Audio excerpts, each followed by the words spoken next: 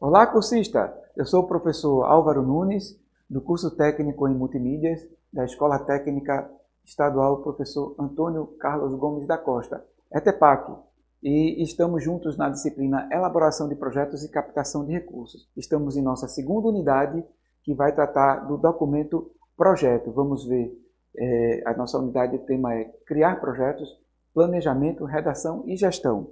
Na nossa videoaula de hoje, você vai aprender, vai ver como compreender as etapas de criação do projeto, aprender a redigir projetos com clareza e objetividade, vai ver os fundamentos da gestão de projetos e vai refletir sobre os desafios e soluções na execução do projeto. Vamos lá? Etapas de criação do projeto. O projeto, ele é um documento que vai pegar a sua ideia e colocar no papel de maneira estruturada. A estruturação desse projeto vai depender muito do objetivo em que ele está concorrendo. Se você está fazendo um projeto para abrir uma empresa, então esse documento ele será apresentado para os futuros investidores. Você está abrindo uma empresa, você tem um projeto comercial, então você tem que fazer ele de uma maneira clara, com uma espécie de portfólio, tipo um cardápio quando você chega no restaurante. Você tem que despertar o interesse do investidor. Então, nesse caso, a estruturação vai obedecer outras estratégias. Mas o projeto, de uma forma geral, que você pode concorrer para um edital, para uma faculdade, para entrar num mestrado ou um TCC, um projeto em si, ele é estruturado e ele tem algumas etapas básicas que você tem que seguir. Essas etapas básicas na construção dele, a gente tem aqui as 5 principais, que é a geração de ideias.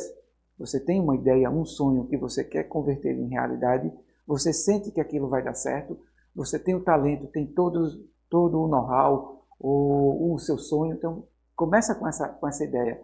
Aí tem a pesquisa, o planejamento, a implementação e a avaliação. Vamos ver cada uma dessas etapas, para que a gente possa abrir o leque para transformar o projeto, a sua ideia, um projeto, um documento apresentado. Na etapa geração de ideias, que é a fase inicial, é a fase onde você tem que exercer o seu poder criativo. E o objetivo dessa fase é explorar novas perspectivas, é pensar fora da caixa, é inovar, identificar um problema ou uma demanda que você quer propor uma solução. E você também tem que entender que essa ideia vai atender um público-alvo. Então, o projeto ele nasceu para atender um público, para fazer uma solução. Essa sua ideia, ela é inovadora, ela é algo que é essencialmente básico, vai ter um destaque na sua comunidade, no seu ambiente de trabalho, na sua realidade, na sua comunidade. Então, começa com essa ideia. Todo projeto nasce de uma ideia que tem essa perspectiva. A próxima etapa é a etapa de pesquisa. É quando você vai fundamentar os dados e as informações. Nessa etapa, você vai colocar uma análise das tendências e dos concorrentes, de alguém que já tem um produto ou uma solução similar à sua, para que você possa abrir o leque das necessidades. E estudar também o público-alvo, o consumidor dessa sua ideia, desse seu produto. E você vai alinhar os princípios, os objetivos e as metas do seu projeto junto com essa pesquisa. A pesquisa ela tem que ser feita de uma maneira sólida, embasada, para que você possa ter uma aplicação viável do seu projeto. Então, uma pesquisa para começar a abrir essa ideia. Certinho? A próxima etapa, que você já fez a pesquisa, é fazer o planejamento. Essa é uma etapa bem crítica, porque as ideias começam a ser estruturadas. Então, o que é que vai envolver o planejamento? Vai envolver você definir os objetivos gerais, os objetivos específicos, estabelecer o escopo e o cronograma e o orçamento. Elaborar um plano estratégico detalhado para que você possa planejar e ter sucesso. E o planejamento é o que vai garantir eu posso dizer o sucesso, a viabilidade do seu projeto. Por quê? Pare e pense, muita gente abre uma empresa ou começa uma empreitada sem um planejamento, sem um projeto propriamente dito.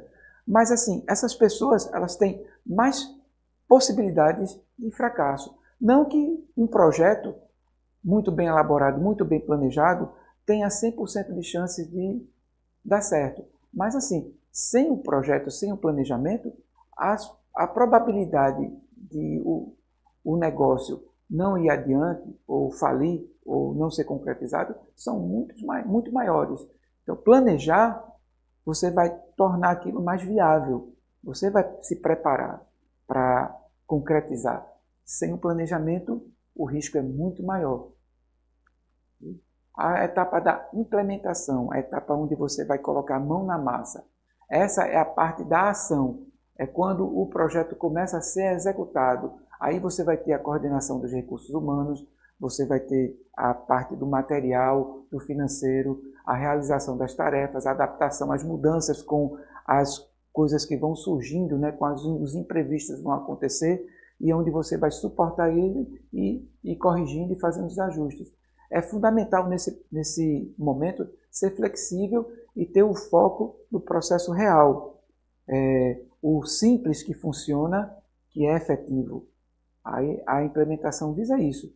Você vai colocando a mão na massa e vai se adaptando à realidade que vai acontecendo.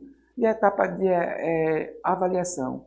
Nessa etapa de avaliação, onde é feito o monitoramento e onde você vai vendo os objetivos, se estão sendo alcançados, se as metas estão sendo alcançadas, onde está acontecendo as falhas, onde está acontecendo os acertos, e você vai pegar tudo isso e fazer o planejamento das melhorias, dos ajustes. A avaliação é um processo continuado. Pense numa linha de produção. Se você está fazendo controle, a avaliação do produto no final da linha de produção, na linha de montagem, você perdeu a oportunidade de acompanhar cada etapa do processo de produção do seu produto. Quando chega no final, você tem um defeito e tem que corrigir no começo. Então, ou seja, aquele lote de produção foi perdido. Então, você tem a avaliação final, mas você também tem a avaliação durante todo o processo da linha de produção. A mesma coisa também com o projeto. Você tem a avaliação de cada meta, de cada indicador. Por que é importante ter isso?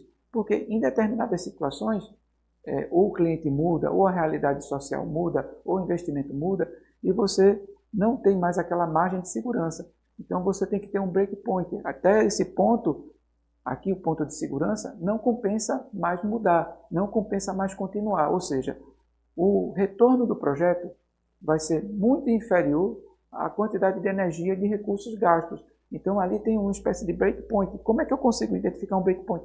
Graças ao monitoramento, ao processo de avaliação. Se não, a gente pode construir o que dizia antigamente um grande elefante branco. Começa com uma perspectiva e essa perspectiva estoura. A redação do projeto. Olha só, o projeto é redigido com uma finalidade. Se você, por exemplo, está participando no edital e a sua ideia tem que ser apresentada num projeto de 50 páginas, então você vai ter que abraçar uma linguagem mais pesada. Mas o correto é você ter clareza, objetividade e ser conciso, ser resumido. Menos é mais. Por quê? Porque falar muito erra muito. E uma linguagem muito extensa pode fazer com que o cliente ou o órgão não consiga identificar a sua entrega no projeto e o projeto não seja aprovado numa licitação. Então, o importante é ser claro, objetivo e conciso. Menos é mais, contanto que tenha profundidade e com poucas palavras. O projeto, ele tem que, na sua redação, ele tem que seguir uma formatação, uma forma. As normas técnicas da ABNT têm que ser atendidas. E o projeto, normalmente, você vai fazer ele para conseguir conquistar uma vaga no edital, ou conquistar, um exemplo, um projeto de mestrado, conquistar uma das vagas numa bolsa.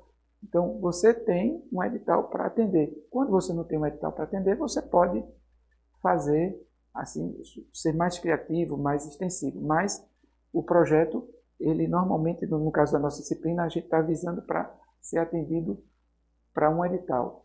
Então, uma dica é você fazer estruturas lógicas organizadas, frases curtas, objetivos, e você pode fazer algumas ilustrações, algumas coisas de exemplo, para que você tenha, assim, a imagem como suporte à sua ideia, já que a gente está no curso de multimídia. E a gestão de projetos ela envolve planejamento, organização, liderança e controle. O ponto de partida do planejamento, dessa etapa de planejamento, ele vai servir como um guia para a execução do projeto, que vai envolver estabelecimentos de objetivos claros e específicos, o escopo, que é o que você vai entregar, o serviço que você vai fazer. Nem pode ser nem para mais nem para menos, é aquilo que foi contratado, aquela entrega. O cronograma e o orçamento, a criação do plano estratégico e realista, que oriente a ação de cada equipe. Então, o bom planejamento garante que o projeto tenha os recursos utilizados do começo ao fim. A questão do escopo é interessante, porque, um exemplo, você está entregando um produto para um cliente, e no meio do caminho o cliente quer que esse produto também atenda outra necessidade. Então, fugir do escopo, nem para mais nem para menos. Foge do escopo, vai estourar tempo, acabar com o prazo, acabar com os recursos. Isso é algo a ser evitado. Por isso, o planejamento tem que ser bem justinho. A gestão do projeto quanto à organização. A equipe e os recursos têm que ser distribuídos de maneira eficiente nas tarefas. Então, para isso, tem que ser definidos os papéis de cada um e as suas responsabilidades. O gerenciamento adequado dos recursos, tanto financeiros como humanos, vai garantir essa eficiência. Isso vai assegurar que o fluxo de trabalho ocorra de maneira fluida, vai seguindo um fluxo. Veja só, eficiente é quando você consegue realmente resolver.